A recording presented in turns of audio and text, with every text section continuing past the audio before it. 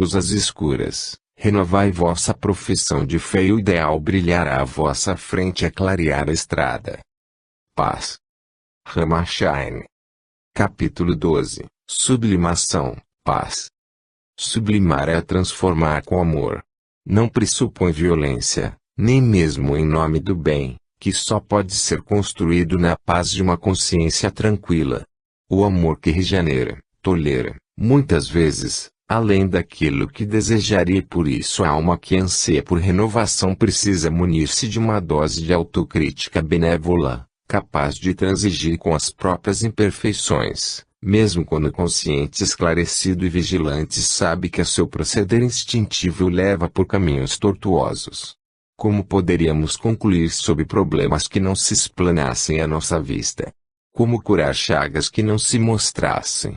Longe de se julgar diminuída por ser o que é, deve a criatura viver sua própria condição, em paz consigo mesma, na atitude serena de quem observa e corrige, mas nunca na posição drástica de quem reprime reprovando-se. Que seria de nós se não devêssemos procurar condescender e tolerar nossas próprias imperfeições?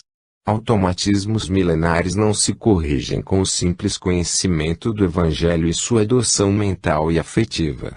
Muito louvamos o amor ao bem, mas não podemos aprovar que alguém renegue o próprio ser. Examinai o sentido real desse termo, ser. Exprime uma condição, um conjunto de características indestrutíveis, inerentes a cada qual. Aplicamos propositadamente a palavra indestrutível por significar que não é possível destruir coisa alguma, nem mesmo o mal, o erro, o engano. Ele não pode ser combatido com armas violentas, porque tem vida que lhe foi dada por nós e no universo não existe destruição. Nem as sombras espessas dos milénios são capazes de destruir nossos atos, pois continuam a viver nos registros astrais, vibrando em sintonia com a força que os criou. Se utilizarmos a energia universal que nos foi confiada, para um determinado fim contrário aos desígnios eternos, só nos livraremos de tais criações mentais transformando-as em outras, que possuam vibrações antagônicas. Porém, para isso é preciso que nos apossemos delas novamente e consigamos desviar-lhes a orientação primitiva. A alma fica eternamente ligada a tudo que criou com a própria mente e, à proporção que o tempo passa, surgem as oportunidades de atrair e reajustar suas próprias obras. Por isso, à proporção que o ser recebe oportunidades de realizar num determinado ramo de atividades, sente que são atraídas hacia as dificuldades por ele criadas no passado, naquele mesmo setor. Ao invés de considerar esse fato como obstáculo ao progresso, deve admitir, feliz, que chegou o momento de utilizar a divina alquimia do amor evangélico, substituindo, por atos acertados, os erros do passado. O ser é aquele que é, portanto, temos que procurar entrar em contato íntimo com aquilo que somos. Nesse ato de humildade de nos reconhecermos, não vai uma permissão para a continuidade do erro. Ao contrário, surge uma firme determinação de expandir-se continuadamente, sendo esse o verdadeiro aprendizado. Como educaríamos alguém proibindo de externar-se?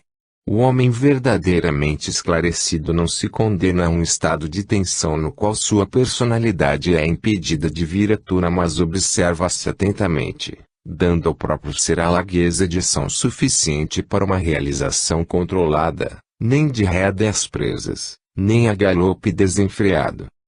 Não violenteis vossa natureza, porque isto seria um ato de desamor para com o vosso próprio ser. Exercitai sempre a tolerância, que é prova de humildade.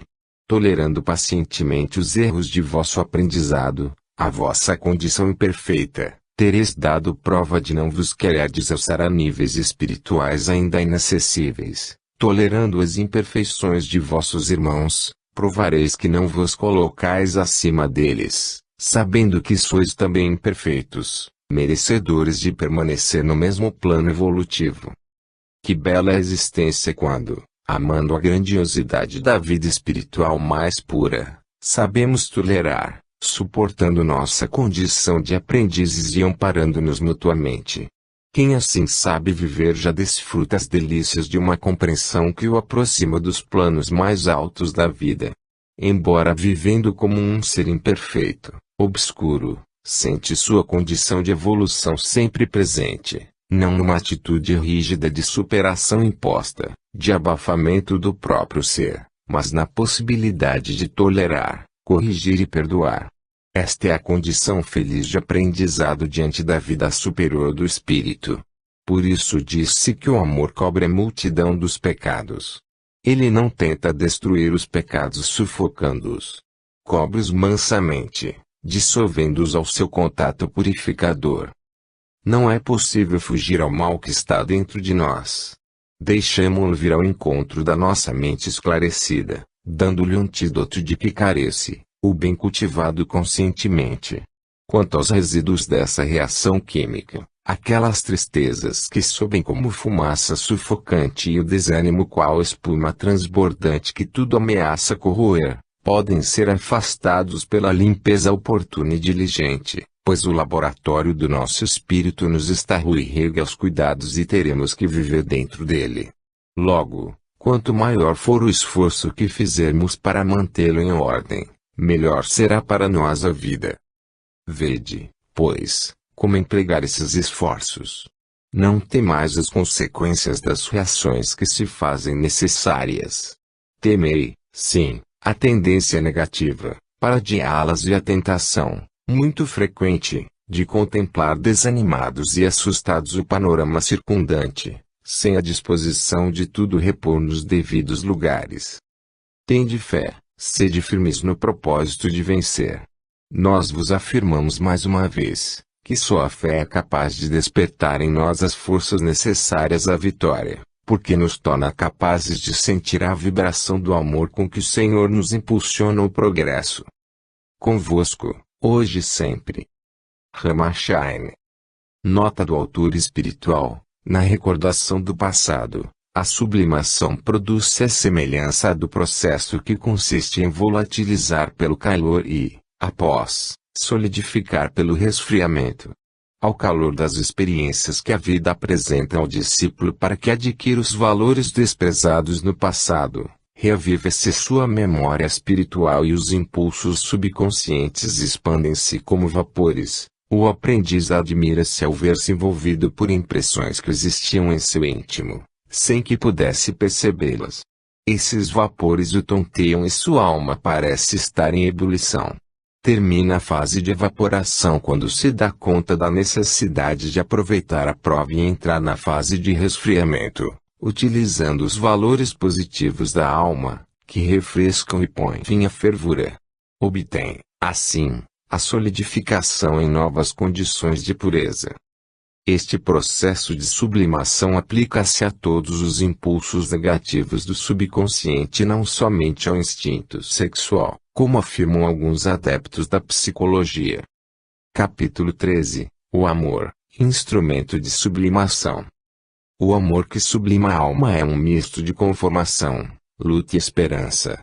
Dá forças à criatura para resignar-se diante da adversidade.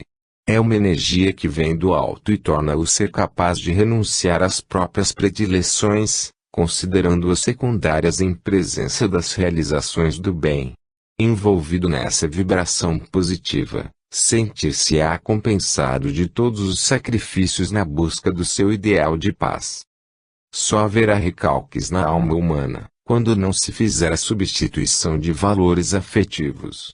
O recalque é um abafamento da sensibilidade. A sublimação por amor orienta a afetividade num sentido adequado. A sensibilidade torna-se recalcada quando é impedida de expandir-se em seus anseios. Porém, se a mente sabiamente orientada não lhe nega esta possibilidade, mas orienta num sentido verdadeiro, não há quebra de harmonia no escoamento das vibrações emocionais. Apenas são elas condicionadas de forma diferente. Afirma-se, pois, que o amor cobre a multidão dos pecados porque é capaz de atrair o espírito para os caminhos certos sem traumatizá-lo. A conformação é um consentimento mental que se estende aos poucos à sensibilidade. Diferencia-se do constrangimento pelo fato de ser empregada com tal convicção que termina por sugestionar toda a personalidade. A alma realmente desejosa de submeter-se a determinado aprendizado tem uma força capaz de remover todos os obstáculos interiores. O amor ao seu ideal. Ela o auxilia a autossugestionar-se no sentido de realizar seus desejos de progresso. Não se sente lesada pelo que renuncia, ao contrário, sabe que é assim que constrói a sua obra, abandonando o supérfluo pelo verdadeiro. Esta conformação, longe de significar comodismo, representa uma batalha constante contra os impulsos inferiores que procuram prevalecer através do hábito, arrojando o espírito ao pântano de suas antigas impressões. É uma capacidade sublime de resistência, no qual o espírito aceita o desafio das tendências inferiores, tomando a atitude de velar conscientemente pela própria integridade. A luta, pois, é o segundo aspecto que toma o amor na alma esclarecida, é a perseverança que amplia e aprimora os benefícios da conformação, pois esta constitui um esforço do ser para mudar-se às virtudes superiores que exigem consolidação subsequente através de um exercício constante e glorioso. Ao contrário do que se poderia julgar, desfruta-se paz no fragor dessa luta. O amor, poder mágico da alma, é capaz de inverter os valores humanos, tornando o ser capaz de vibrar dentro dos padrões da mais alta espiritualidade, na qual não sente as aparências de choque, mas a realidade da paz espiritual, nas vibrações puras de um sentimento esclarecido de amor. Daí em diante, só não conseguirá renunciar, sem sofrimento, ao prazer de dar-se por dedicação ao bem. Muitas vezes ainda falhará, constatando que a dor causada pela infidelidade ao seu ideal muito mais o mortificará do que todos os momentos nos quais o sofrimento lhe vem temperado pelas vibrações de renúncia. Dentro da refrega em que se vê envolvido por amor à verdade, há, além da paz de uma consciência tranquila, alegria sutil trazida pela esperança na vitória. Todas as dificuldades são superadas com estoicismo pela alma que confia na vitória do bem. Para quem já se libertou do jugo da paz alcançada à custa de esforços de superação interior, existe uma beleza infinita em sustentar o panorama de lutas espirituais, porque só assim há possibilidade de manter viva a esperança em dias melhores no futuro. Acomodar-se sem esforço, sem luta pelas conquistas espirituais superiores que já pressentimos, é renunciar ao que há de mais belo e nobre na existência, a esperança de uma realização sólida de paz e amor. É desperdiçar o tempo precioso que o Senhor nos concedeu, as experiências úteis que nos colocou nas mãos, estacionando junto aos valores assimilados, sem vontade de buscar novas aquisições espirituais para embelezar a vida.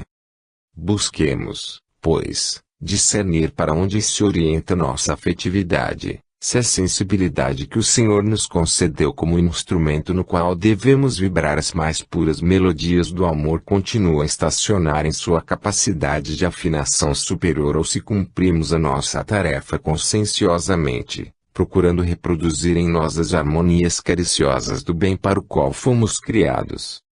Que o Senhor vos abençoe os esforços. Paz. Nicanor. Capítulo 14. Evolução. No caminho evolutivo, a alma submete-se sucessivamente a 3 fases de aprendizado. 1. Controle das reações externas diante das situações. 2. Domínio mental. 3. Domínio emocional. Através dos milênios, vínhamos habituados a agir cegamente. No momento em que tomamos conhecimento do Evangelho dele e nos enamoramos, sentimos a necessidade de controlar nossas reações diante do meio. Sucede como se todo nosso ser recebesse uma ordem de alerta e passamos a viver conscientemente, sentindo a realidade de nossas falhas e das deficiências dos semelhantes. Começamos a refrear nossos impulsos, embora sem sabermos dominar adequadamente as situações. Com o senso de responsabilidade desperto pelos esclarecimentos cristãos, Num esforço hercúleo de autodisciplina, colocamo-nos na posição de homens de boa vontade lutando com imensas dificuldades interiores. Compreendemos, inclusive, que nossa boa conduta é insatisfatória porque fruto de um esforço consciente e não reflexo de uma alma esclarecida e justa.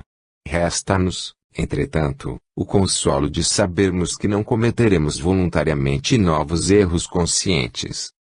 Com o tempo, porém, sentimos que não poderemos ser úteis aos nossos objetivos se permanecermos simplesmente como sentinelas cuidadosas do nosso e decidimos que, em virtude de já cultivarmos o bem há algum tempo, estaremos aptos a exercer maior atividade benfeitora, expandindo as noções de amor evangélico.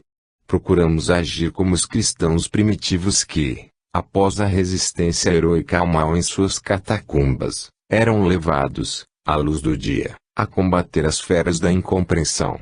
Através de uma nova fase de esforços atingimos o domínio mental das situações e, discernindo erros e acertos à luz do Evangelho, procuramos colocar-nos valorosamente na posição de servos ativos do bem. O pensamento elevado é como uma claridade a abrir os caminhos, e saindo do abrigo em que nos ocultávamos receosos, decidimos fazer nossa caminhada à plena luz do dia, colocando a alma a descoberto, a enfrentar os ventos contrários e antifraternos. Como é deslumbrante a luminosidade do dia após a noite das catacumbas. Entretanto, estaria nossa alma suficientemente valorosa para sustentar-se sem quedas ao ouvir os apelos horripilantes do circo e de suas feiras. A visão do luxo e do prazer em contraste com o testemunho do sacrifício por uma fidelidade ao bem considerada absurda, o convite à apostasia em troca das facilidades de uma vida pretensamente vitoriosa, seriam por nós enfrentados com a devida coragem. Eis o teste final. Longe da arena, no isolamento da prece e da meditação, quando o calor dos valores humanos não nos tinham ainda envolvido com seus apelos ardentes, nossa mente nos mantinha no caminho.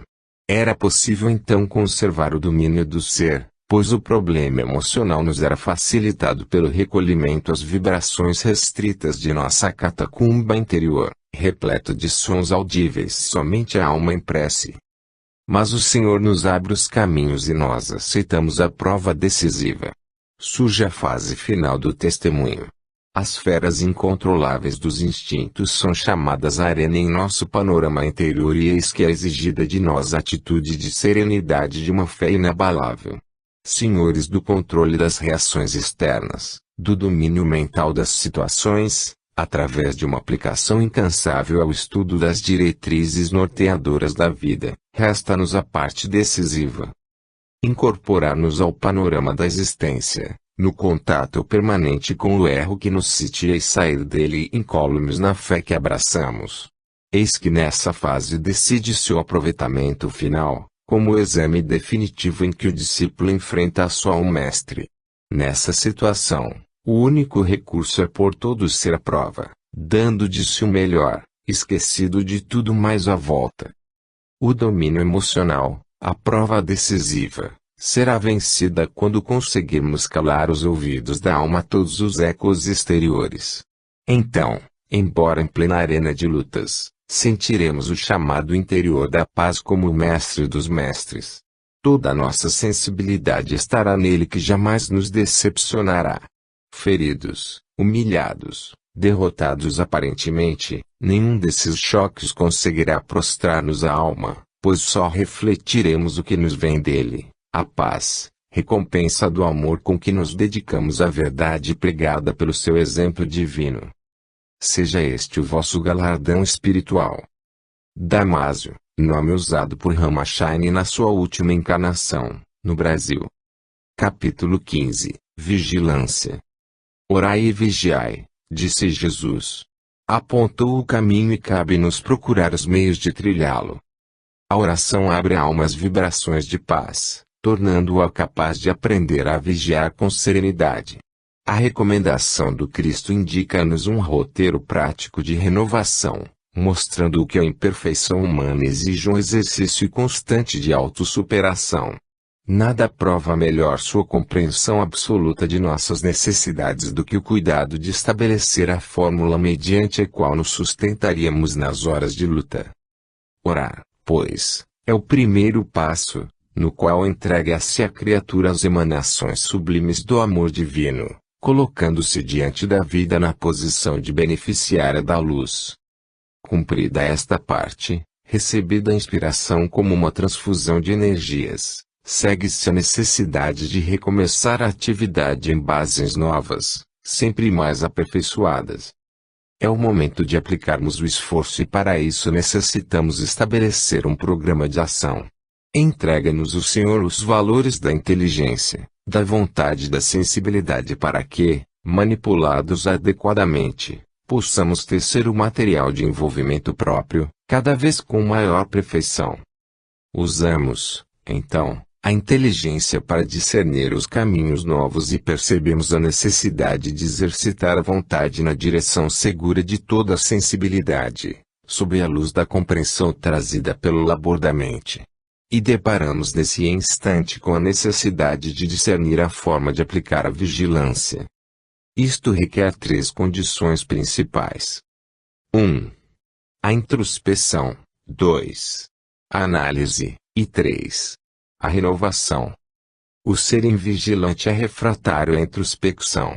Deixa-se levar pelos acontecimentos, despendendo grande soma de energias nas situações vividas de improviso, arrastado pelas circunstâncias, geralmente negativas, que o cercam.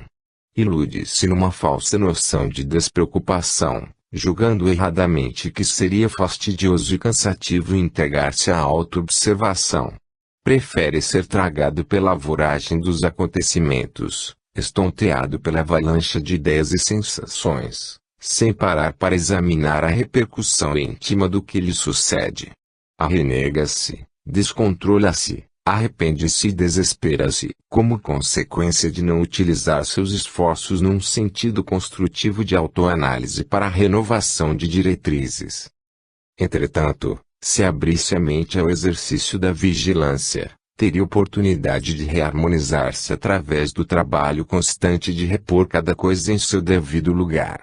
A despreocupação que alega obter através da invigilância é totalmente fictícia, pois o envolvimento trazido pelo torvelino em que vive, na realidade o impede de analisar oportunamente os fatos, a tempo de discernir, mas não o cime das consequências nefastas do proceder desregrado. Não se submete a alguns momentos de esforço introspectivo para discernir novas bases de ação, mas escraviza-se a situações penosas, levado de roldão pelos acontecimentos imprevisíveis.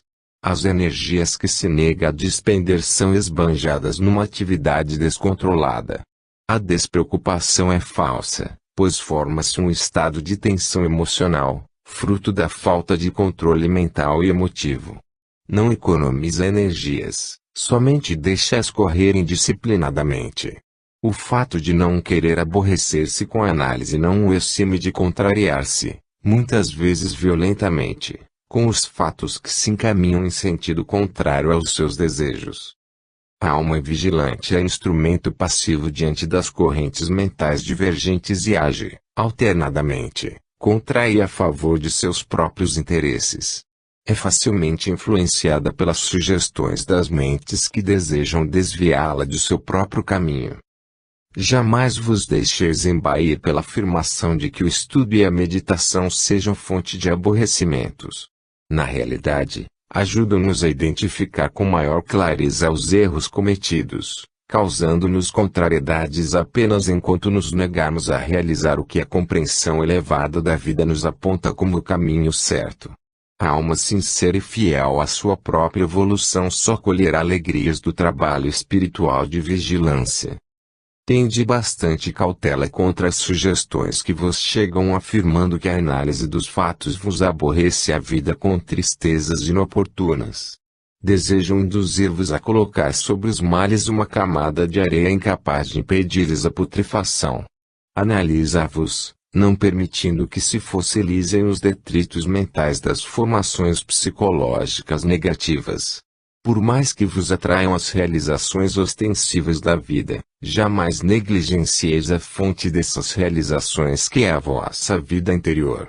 Lembrai-vos de que, se a nascente for pura, não importa que o leito do rio seja poluído, pois a correnteza proveniente de uma origem sadia será capaz de tudo renovar. Não vos iludais com as falsas compensações da vida. Quando realizamos algo que nos alegra a alma, situando-nos positivamente no panorama da existência, mais compensador se torna o labor espiritual. Ele não deve constituir um refúgio para a sensibilidade aguilhoada pelas dificuldades e decepções. Mais generoso e feliz se torna quando aureolado por uma realização positiva. Não existem campos diversos de atividade para a criatura. O trabalho, tanto no plano físico como no espiritual, constitui uma fonte única de progresso, no qual o espírito se reflete em todas as suas possibilidades. Alegramo-nos convosco ao sentir que vos empenhais nas realizações da vida material como complemento às realizações íntimas do espírito. Porém, não vos esqueçais de que só purificando a nascente, que é o espírito, garantiremos a salubridade do leito do rio, no qual simbolizamos a alma em atividade benfazeja.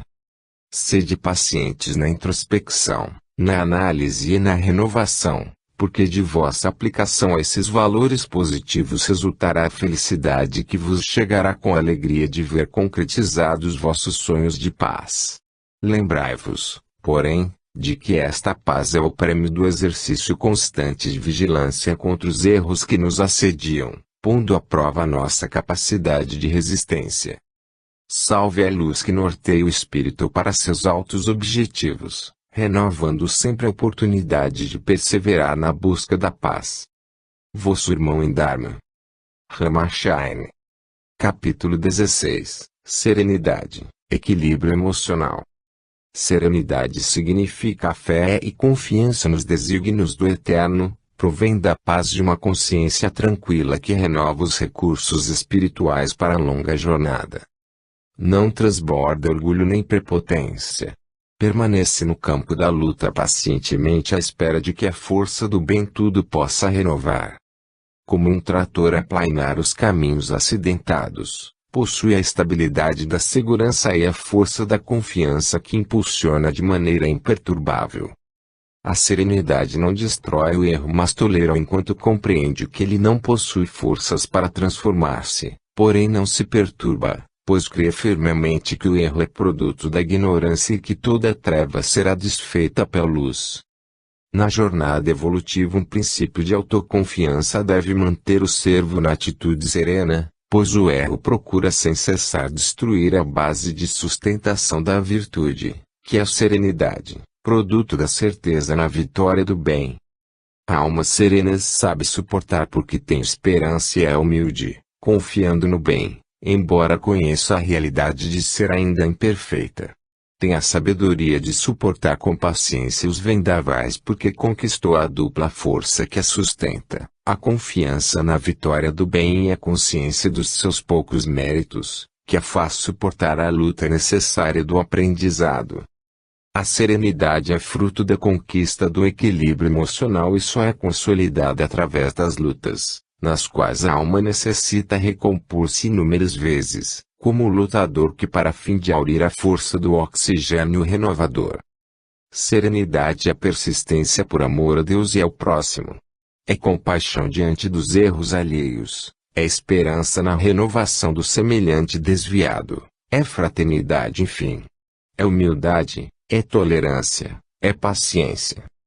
Diante desses valores surge logo a objeção de que, em sã consciência, não somos ainda capazes de alcançar tais realizações de forma espontânea e que o esforço excessivo torna-se artificial, pouco real e menos produtivo para a harmonia do ser imperfeito que constituímos.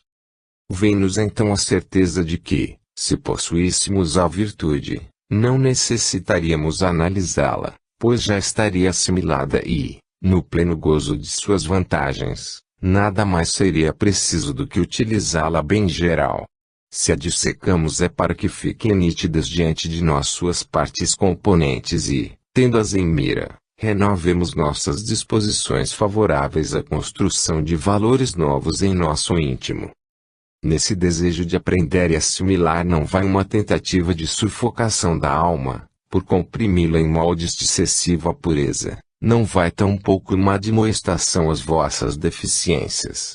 Somos companheiros de aprendizado e nada mais justo do que buscarmos esclarecer a mente, na esperança de fornecer-lhe os elementos indispensáveis a um discernimento claro e oportuno, como alimento positivo que fortaleça a alma, facilitando-lhe as realizações. A conquista da serenidade exclui por completo a autorrecriminação, que sensibiliza de maneira negativa, predispondo o mau espírito para a luta. A alma serena é capaz de observar os próprios erros sem perturbação. Dissolve-os, a pouco e pouco, no esforço de renovação de suas atitudes. O equilíbrio emocional ou serenidade é produto da aquisição de uma arte. Como todas as artes, exige uma predisposição ou tendência, expressa no desejo, numa procura constante de atingir a realização. Sem essa base, nada poderá ser feito. Não se espera que, de uma alma avessa à disciplina e ao esforço, possa surgir o talento indispensável à aquisição dessa arte. Embora as tendências atuais do progresso artístico deem plena liberdade ao gênio criador, o artista não poderá dispensar os pincéis, as tintas, o cinzel, enfim, todo o aparelhamento tradicional para a evolução de sua obra. Da mesma forma, a conquista do equilíbrio emocional não implica na submissão rígida a valores classicamente estereotipados. Há largueza e flexibilidade suficientes para que cada qual chegue a externar suas aptidões, formando o quadro individual de sua criação, sem no entanto dispensar os instrumentos dessa realização. A vontade firmemente dirigida e utilizada como elemento de libertação dos próprios valores positivos, pois à semelhança do cinzel ela se encarregará de burilar as arestas indesejáveis, sem prejudicar, por golpes violentos, a harmonia do conjunto que se molda. 2. Aliada ao esclarecimento pela aplicação ao estudo das melhores diretrizes, poderá ser comparada à tela colocada com firme determinação diante do artista, cujo pincel, manipulado esclarecidamente, formará a obra de arte, com o auxílio das tintas vivas do amor, que é a expressão mais alta da beleza na vida. Serenidade é humildade e amor. Praticai com vontade firme. Pode e deve ser conquistada como prova de que já sentimos o perdão do Senhor para os nossos males e que esperamos, imperturbáveis, que esse mesmo perdão atinja a alma aflita de nossos irmãos. Paz. Ramacharn. Capítulo 17. Os emigrantes espirituais. Quando Capela, uma das muitas moradas instituídas pelo Pai para abrigar as criaturas, atingiu um grau evolutivo superior, seus habitantes que não conseguiram por negligência integrar-se em sintonia, foram exilados para o vosso planeta. Aqui, mergulhados na atmosfera pesada e característica dos mundos atrasados, poderiam, não só ativar a própria evolução espiritual, como também transmitir a luz de seus conhecimentos à humanidade que os hospedava, atendendo assim ao dever de gratidão para com ela. A maior parte desses espíritos, formando grande legião, encarnou na Atlântida, impulsionando-lhe o progresso de forma decisiva. Entretanto, poucos foram os que, nessa nova morada, conseguiram libertar-se de suas deficiências. Por orgulho e egoísmo, voltaram a precipitar-se em quedas constantes.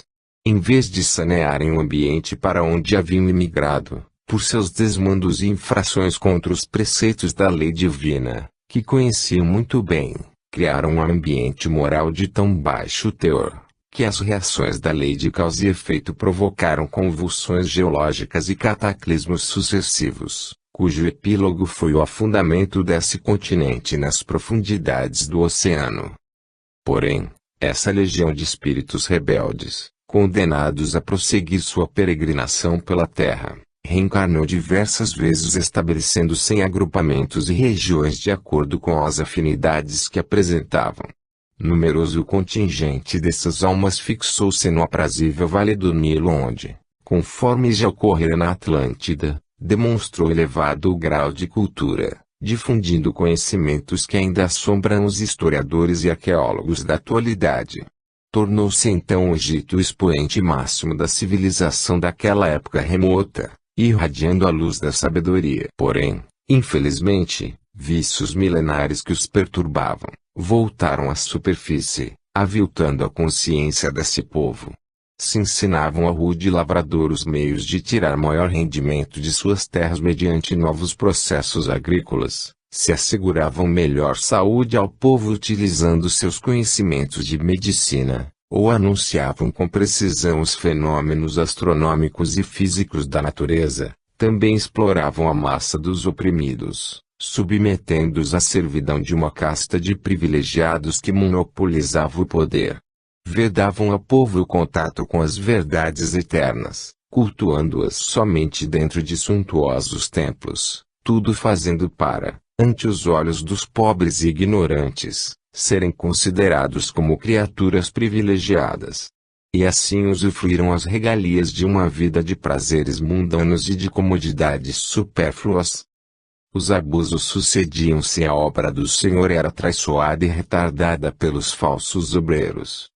Porém, como a evolução dos povos e dos mundos obedece a um determinismo inderrogável, quando se aproximou a época da última oportunidade para essa civilização cumprir sua tarefa, encarnou no Egito um contingente de espíritos pertencentes a essa família espiritual.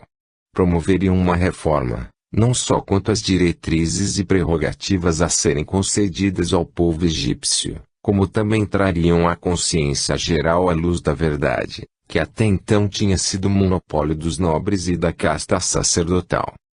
Infelizmente, porém, todos eles, alimentando sentimentos de orgulho e egoísmo, falharam mais uma vez na missão que lhes fora confiada.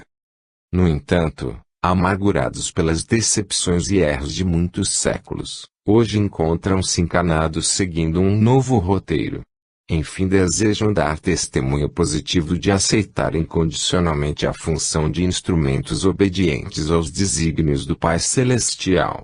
Chamam-se as criaturas por eles prejudicadas no passado e as envolvem na vibração de seu amor já purificado. Anseiam pela época na qual a vida na Terra se transformará num banquete de luz, mas acima de tudo, sua felicidade se baseia na tarefa de atrair as almas dos que não conseguem ver o farol que há 2000 anos se acendeu na Galileia, destinado a ensinar à vossa humanidade o caminho, a verdade e a vida. A serviço de Deus, procuram doar suas forças, como simples executores dos planejamentos do alto. Dispuseram-se a enfrentar e transpor os obstáculos que, em diversas encarnações, os tinham impedido de servir ao Pai com absoluta fidelidade. Akenaton. Capítulo 18. Encarnações-chave. Determinadas encarnações podem ser simbolizadas pela aresta do degrau que marca mais uma etapa na ascensão do Ser Eterno, em busca da luz e de seu Criador. Antes, se o espírito emergir na matéria densa para dar o testemunho supremo que o habilitará a permanecer em novo grau, sofre um período de preparo intenso que varia de criatura para criatura, podendo mesmo remontar a séculos. Pode ser feito no espaço ou na Terra, através de experiências por diversas encarnações. Ao ingressar na fase em que testemunhará a aquisição dos requisitos necessários para elevar-se a um novo grau, descem sobre ele redobradas as vibrações de amor, esperança e fé, provenientes dos corações amorosos que anseiam pela sua felicidade, procurando ampará-lo nos momentos decisivos.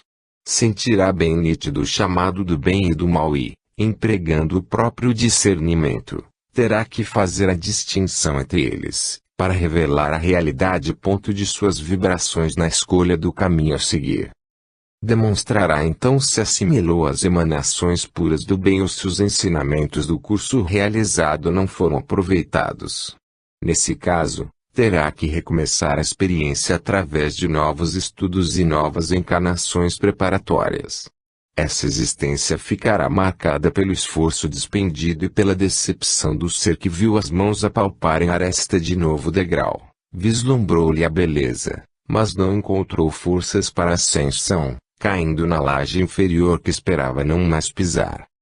Quando a terra de Kemi representava o expoente máximo da civilização, o Senhor, em sua sabedoria, estendeu sobre ela um raio mais forte de luz, para que se tornasse também um centro irradiante de verdades. Numerosos espíritos, constituindo uma família espiritual, depois de cuidadosamente preparados por mentores dedicados, desceram confiantes à terra do Nilo, trazendo os corações cheios de esperança e felizes pela oportunidade de colaborar mais intensamente para o bem da humanidade. Entretanto, quando os testemunhos se tornaram mais árduos, quase todos faliram contribuindo por atos impensados e emoções desequilibradas para desfigurar a realização que lhes fora confiada. Grande era a responsabilidade daquelas almas, pois muitos seres usufruiriam benefícios do testemunho de fé, humildade e amor que então tivessem prestado. Mas a bondade do Pai é infinita e sua misericórdia jamais nega aos filhos pródigos novas oportunidades. A encarnação vivida por esse grupo de espíritos no Egito foi uma encarnação-chave que lhes teria possibilitado o ingresso em um novo grau, caso fosse bem aproveitada. Por isso, só após longo período de preparação receberam oportunidade semelhante e no presente, encarnados, precisam testemunhar que as palavras santas do Evangelho de Jesus já constituem para eles verdade e vida. Desejamos ardentemente que aproveitem essa experiência tão significativa, pois a vitória representará a felicidade de viverem dentro de um novo padrão vibratório. É uma prova decisiva que deve ser vivida com muito amor e humildade, para que as fortes sugestões negativas do passado não prevaleçam. Devem ser analisados os erros causadores das quedas em experiências passadas, para que a nova oportunidade seja coroada com a alegria da vitória. Que amem a Deus sobre todas as coisas, procurando ser, na terra, a expressão de sua vontade, expedindo a divina vibração a todos os instantes, desde o pensamento mais profundo ao mais terno olhar ou através de um simples sorriso, pois esse é o estado de paz e felicidade absolutas a que os orientais chamam Nirvana. É a suprema integração do ser criado ao seu Criador, é a mais sublime alegria.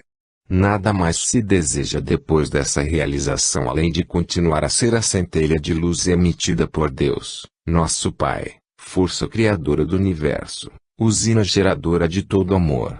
A realização desse ideal, entretanto, requer, além da certeza absoluta de seu valor e da vontade firme de atingi-lo, um exercício constante de meditação, prece e vigilância. Essa vitória só bafejará os espíritos que vibrarem dentro de sentimentos de fé, amor e humildade. Vosso irmão, Akenaton. Capítulo 19 – Aspectos das lutas religiosas no Antigo Egito. No reinado de Amenhotep IV, Akenaton desejou trazer aos homens a fé em um Deus único e escolheu como símbolo da divindade suprema, o Sol, expressão máxima da vida sobre a terra. Porém, sendo o povo egípcio politeísta, encontrou muitos obstáculos à divulgação de seu ideal. Falo-vos de um faraó do Egito, a quem o Senhor delegara poderes na terra, proporcionando-lhe bens e sabedoria para que muito amasse, dizendo-lhe: teus irmãos encontram-se perdidos na incompreensão. Tua missão é dar-lhes testemunho de amor sublimado ao bem. Ante o interesse imediatista daqueles que falam em meu nome, põe tua compreensão tolerante e paciente.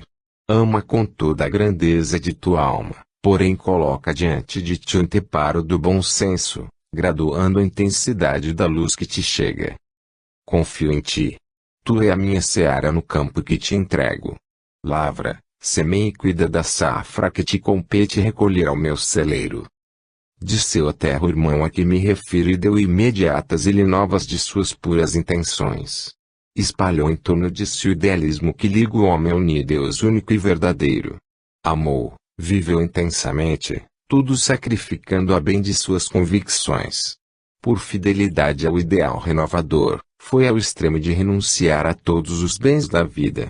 Jamais admitiu a deturpação da verdade espiritual que o iluminava. Que se destruísse a ignorância, que se mostrasse a todos os seres da terra a verdade em sua pureza absoluta.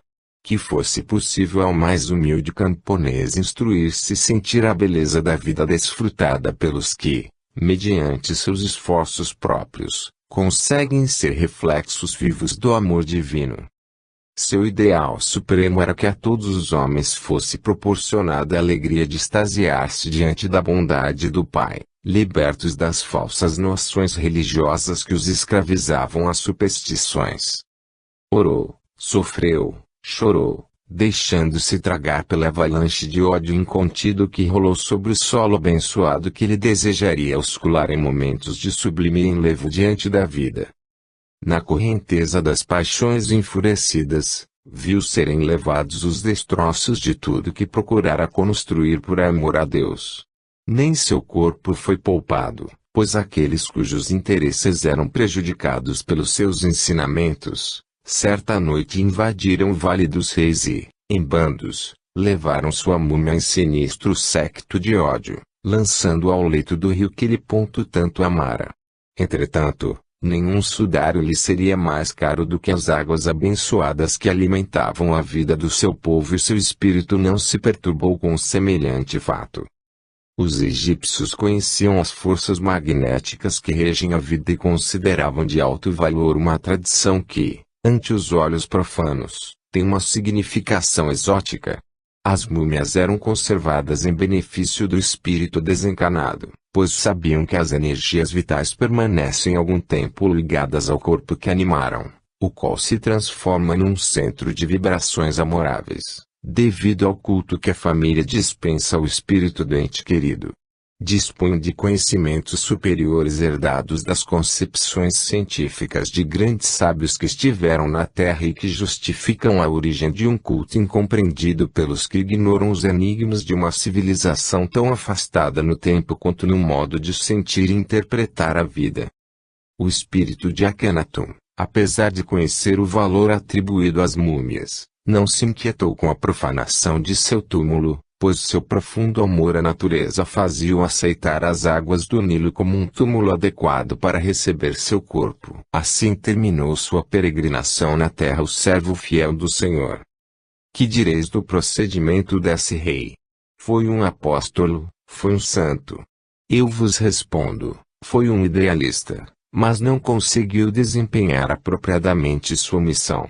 Maiores benefícios teria proporcionado a seu povo se, em vez de procurar impor compulsoriamente uma doutrina elevada, houvesse estabelecido harmonia dentro da divergência de ideias, angariando simpatia e respeito através do amor fraterno.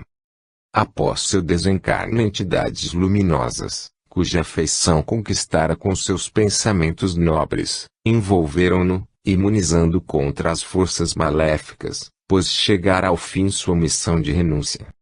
Tempos depois reconsiderou os fatos, como o jardineiro cuja imprevidência permitiu que a tempestade devastasse o seu jardim e chorou sobre a sepultura dos seus ideais de renovação espiritual. Porém, como todos os dias ressurge a claridade com novas oportunidades de trabalho, sentiu que, com seu desvelo, poderia adubar o solo a fim de voltar a germinar novas flores e novos frutos do seu labor.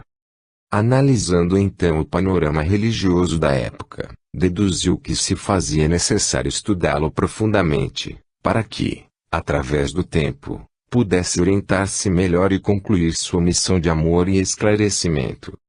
Rogava porém a Deus que a força benéfica do sol jamais deixasse de beneficiar as terras do Egito e em espírito continuava a irradiar pensamentos de amor à terra de seus sonhos. Mentalizava-a coberta de flores, de paz e alegria, desejando aos que o haviam perseguido, todas as bênçãos do Pai. Reunindo forças conseguiu atrair amigos fiéis, ex-companheiros de lide, como ele ligados a compromissos anteriores, para levar a efeito o plano de renovação espiritual. Procurou então esclarecer muitas almas agitadas pela força demolidora da incompreensão, amparando-as em nome daquele que é infinito amor e tolerância. Muitos espíritos comprometidos nas lutas religiosas desse passado longínquo encontram-se atualmente no Brasil, lutando por recompor o desajuste de ideias que perturbaram suas existências anteriores.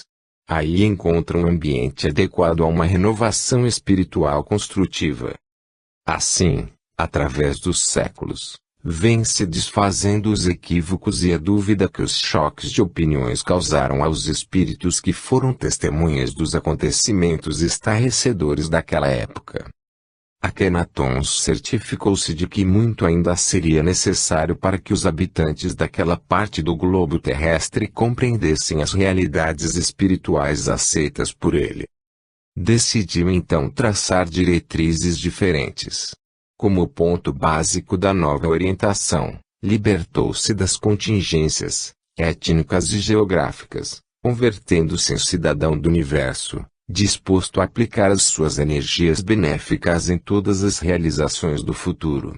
Liberto das limitações de tempo e espaço, integrou-se nas dimensões da eternidade, em união mais completa com a fonte divina. Onde quer que se encontrasse, aceitaria como sendo o lugar justo. Despojou-se daquela personalidade escravizada às limitações de uma época e aprontou-se para uma nova marcha a caminho da evolução na eternidade. Nada conservou da sua existência no Egito, senão o amor que lhe voltara, nem sempre da maneira mais adequada. No presente, convida aqueles que o amaram e ainda continuam a lembrar as ideias generosas que proclamou no seio de seu povo, a unirem-se visando objetivos mais amplos, dando expansão ao amor espiritual em todos os setores da vida. Eis sua mensagem aos homens. A quem sofre e chore, testemunhemos amor através da assistência imediata a esses irmãos infelizes. Demos as mãos em todas as situações. Façamo-nos elos da grande corrente de paz em todos os planos do universo. Se forem surdos às nossas palavras, não serão insensíveis aos nossos atos de amorosa fraternidade. E desta forma conseguiremos atrair até os que são indiferentes, pois o amor, pelo seu divino contágio, é uma força de atração irresistível. Por mais que um navio esteja afastado da sua rota, em breve retornará a ela se vir constantemente a brilhar a luz de um farol orientador. Paladinos da verdade e do bem, distribuí generosamente os raios da luz que já adquiristes em vossa romagem espiritual.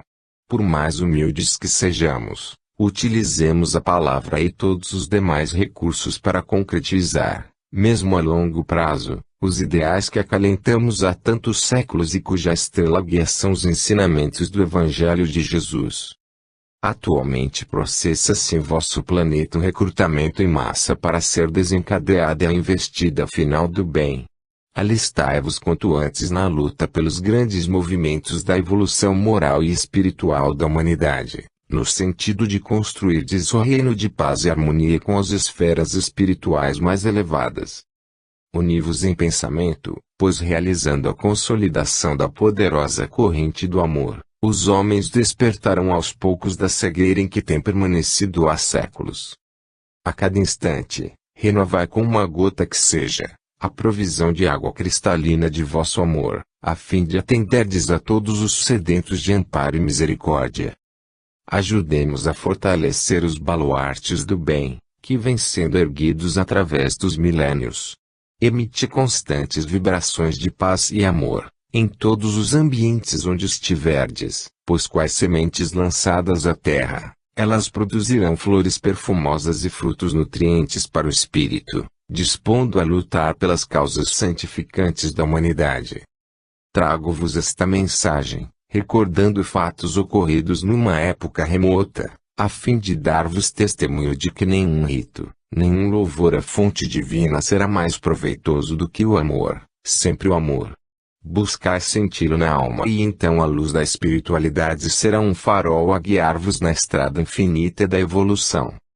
Deus é amor e nós a Ele estaremos ligados na proporção em que soubermos acender em nossa consciência a chama sagrada dessa virtude suprema. Amai infinitamente. Estabelecei entre todos que vos cercam essa corrente de doçura fraterna que congrega a todos os filhos de Deus como elos ou unidades da família universal. Luiz de Marrais. Nota do médium, Akhenaton, nome adotado pelo faraó Amenhotep IV após a reforma religiosa que empreendeu no Egito. Pertencia à 18ª dinastia. Sucedeu no trono a seu pai Amenhotep III, por volta do ano 1380 AC, revoltando-se contra as práticas religiosas da época, que propiciavam a exploração das massas pela casta sacerdotal. Desejou esclarecer o povo ignorante, a fim de torná-lo capaz de usufruir a felicidade do conhecimento das verdades eternas. As práticas sangrentas de sacrifício a falsas divindades eram cerimônias que ofendiam sua sensibilidade. Corajosamente, empregou grandes esforços no sentido de reformar tais instituições, renegando o politeísmo idólatra, afirmava a existência de uma só fonte de vida, o Deus único, que ele comparava ao Sol, astro generoso, fonte de toda a vida na Terra. O seu hino ao Sol, além de o identificar como poeta de apurada sensibilidade, constitui uma das mais remotas expressões de monoteísmo. Desgostoso diante da oposição às suas reformas, resolveu abandonar Tebas, velha capital, sede de vários templos, inclusive do poderoso Amon. Construiu, então, uma nova cidade, Akhetaton, hoje El Amarna, onde o ambiente se apresenta favorável aos seus ideais. Lá, sem as peias das convenções impostas pelos sacerdotes idólatras, a arte floresceu, principalmente a pintura, pois os murais dessa época revelam um gosto artístico cheio de graça e colorido. Akhenaton, o missionário iluminado, foi perseguido pelos que se consideravam prejudicados em seus interesses e também pela ignorância das massas. Sua personalidade e seus ideais não podiam ser compreendidos e aceitos naquela época. Porém, a humanidade de hoje, que já tem maior compreensão, consagra a figura do faraó Akhenaton como uma das mais nobres na história da civilização egípcia. Nota do médium. Luiz de Marrais foi uma encarnação de Akhenaton como sacerdote protestante na França católica do século XVI, quando desencarnou vítima da intolerância religiosa para a qual contribuíra, indiretamente, no Egito dos faraós. Quarta parte. Trabalhos de cura. Capítulo 1. Trabalhos de cura. As bênçãos de Deus irradiam-se a todo instante sobre as criaturas, e na medida em que as dores aumentam sobre a terra, multiplicam-se, em escala surpreendente, os meios de amparo e socorro que lhes chegam do Senhor. Com o beneplácito do alto, cresce, dia a dia, o número de operosos centros espíritas que buscam auxiliar os homens a encontrar a cura da alma, orientando-os para a realização evangélica na intimidade do próprio ser. Os males físicos que afetam o corpo são remédios amargos capazes de curar as almas, pois a dor, agindo como um hipersensibilizante, torna o espírito mais apto ao conhecimento das verdades eternas, impelindo-o à ratificação. Entretanto, a misericórdia do Senhor é infinita e existem em suas leis recursos magnânimos com os quais balsamiza o sofrimento dos que vivem amargurados. Na aplicação destes recursos, utiliza-se dos filhos que já alimentam no coração a boa vontade, beneficiando-os ao mesmo tempo, com a oportunidade de cultivarem a vibração do verdadeiro amor. Inspirados nos primitivos centros cristãos, os núcleos espíritas da atualidade, a par dos ensinamentos evangélicos, proporcionam um remédio eficaz para os males do corpo físico. Aos que se dedicam a esse ministério, dirigimos particularmente as nossas palavras. São os trabalhos de cura, edificante realização baseada em radiações que partem de altas esferas espirituais e que têm em vós o ponto de apoio na Terra. Desempenhais o papel de humildes transformadores e condutores de energia que, ao receberem a força da grande usina, depois de dosá-la convenientemente, transmitem-na aos necessitados. As falanges que convosco comungam neste sacrossanto ideal velam pelo vosso intercâmbio com o alto, instruindo-vos na aplicação conveniente dessa luz que é saúde e energia capaz de aliviar os males humanos. Esse trabalho requer grande equilíbrio físico e mental, e a saúde do medianeiro influi na eficiência da terapêutica, proporcionando os fluidos benéficos e harmoniosos necessários aos que, em nome de Deus, estendem as mãos para pensar as feridas dos enfermos. Concitamos a zelar pela própria integridade física.